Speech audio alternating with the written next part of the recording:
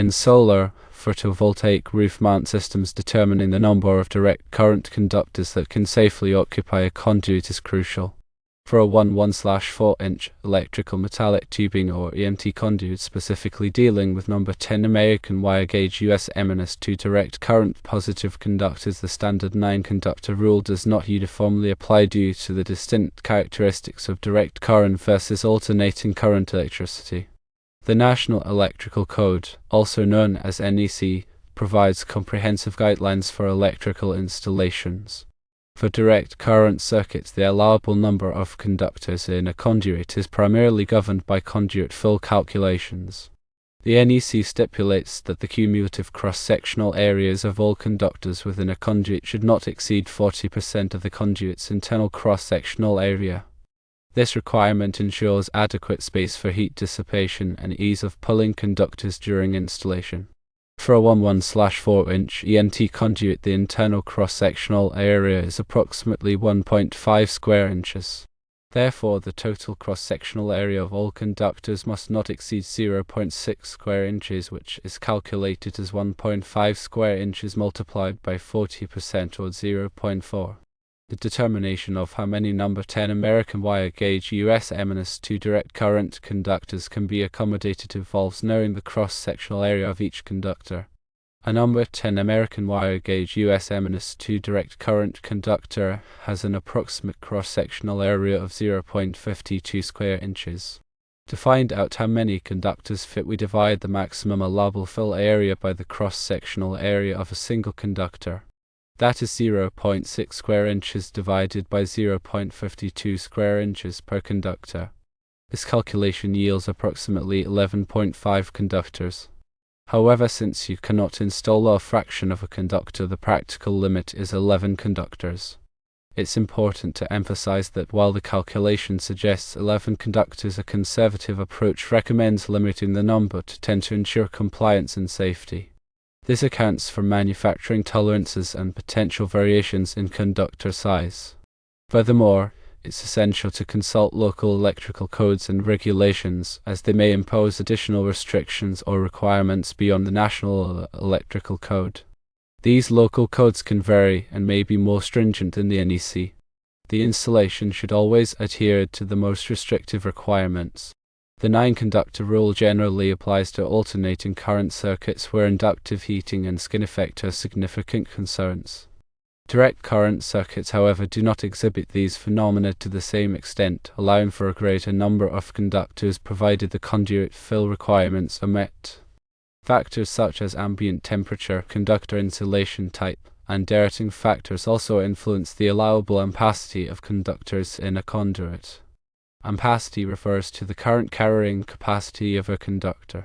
The NEC provides tables and guidelines for adjusting ampacity based on these factors. These adjustments are crucial to prevent overheating and ensure the safe operation of the electrical system. Firstly, consider the ambient temperature. If the ambient temperature exceeds 30 degrees Celsius or 86 degrees Fahrenheit, correction factors must be applied to reduce the allowable ampacity of the conductors. Secondly, the insulation type of the conductor plays a crucial role. Different insulation types have different temperature ratings and therefore different ampacity ratings. The NEC provides tables that specify the allowable ampacity for various insulation types at different temperatures. Thirdly, the number of current carrying conductors in a conduit also affects the ampacity. When multiple conductors are bundled together, the heat dissipation capability is reduced. Directing factors are applied to reduce the allowable ampacity based on the number of current carrying conductors in the conduit. These directing factors are specified in the NEC.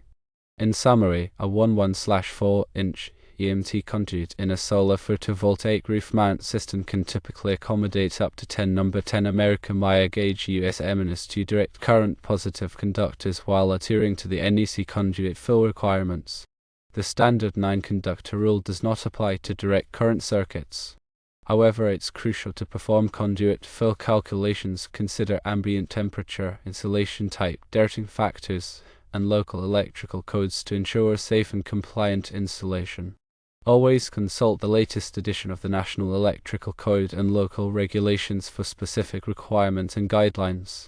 Proper planning and adherence to these standards are essential for the safe and efficient operation of solar photovoltaic systems. In addition to the calculations and considerations mentioned previously, it is important to address several other aspects of direct current conductor installation in solar photovoltaic systems. These include conductor identification, overcurrent protection, grounding, and the use of appropriate fittings and connectors.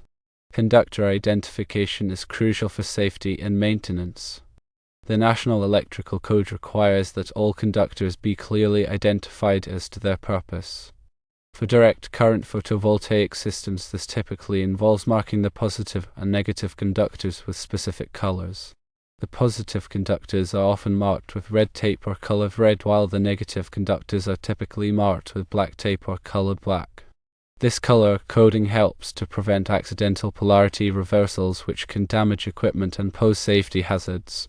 Overcurrent protection is another critical aspect of direct current conductor installation. Overcurrent protection devices such as fuses or circuit breakers are designed to protect conductors from excessive current, which can cause overheating and fires. The size of the overcurrent protection device should be carefully selected based on the ampacity of the conductor and the characteristics of the photovoltaic system. The National Electrical Code provides guidelines for selecting appropriate overcurrent protection devices for direct current circuits. Grounding is essential for safety in electrical systems. Grounding provides a low impedance path for fault currents to return to the source, which helps to trap overcurrent protection devices and prevent electrical shock hazards. In direct current photovoltaic systems, grounding is typically achieved by connecting the metal frames of the solar panels to a grounding electrode system. The grounding electrode system typically consists of ground rods or other approved grounding electrodes that are buried in the earth. The size and type of grounding electrode must comply with the requirements of the National Electrical Code. The use of appropriate fittings and connectors is also crucial for ensuring a safe and reliable direct current conductor installation. Fittings and connectors must be listed and labeled for use in photovoltaic systems and must be compatible with the type and size of conductors being used. These fittings and connectors should be installed according to the manufacturer's instructions and should be properly tightened to ensure a secure electrical connection. In addition to these considerations, it is also important to address the issue of voltage drop in direct current circuits. Voltage drop occurs when the voltage at the load is less than the voltage at the source due to the resistance of the conductors. Excessive voltage drop can cause equipment to malfunction and can reduce the efficiency of the photovoltaic system.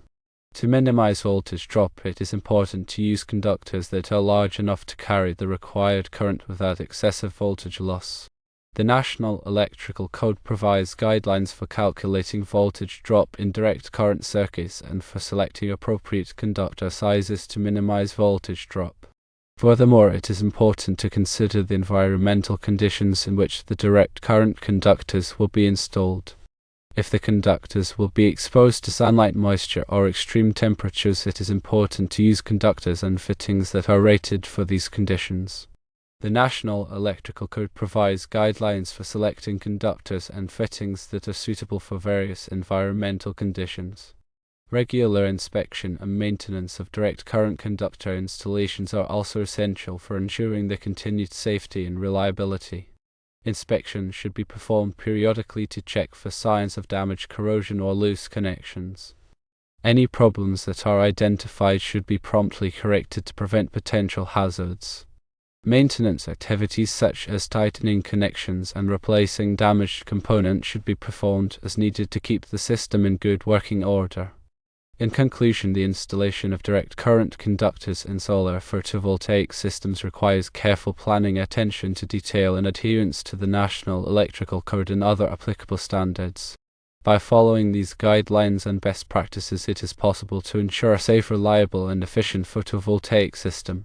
Firstly, use appropriately sized conductors that meet NEC and local electrical codes for the intended current and voltage. Secondly, ensure proper conductor installation rated for the environment it will be installed in, such as US M&S2 for sunlight exposure. Thirdly, always use properly rated and installed connectors and fittings to ensure secure and safe connections.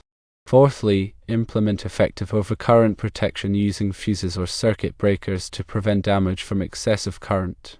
Fifthly, always ground the system correctly to minimize the risk of electrical shock and comply with NEC requirements.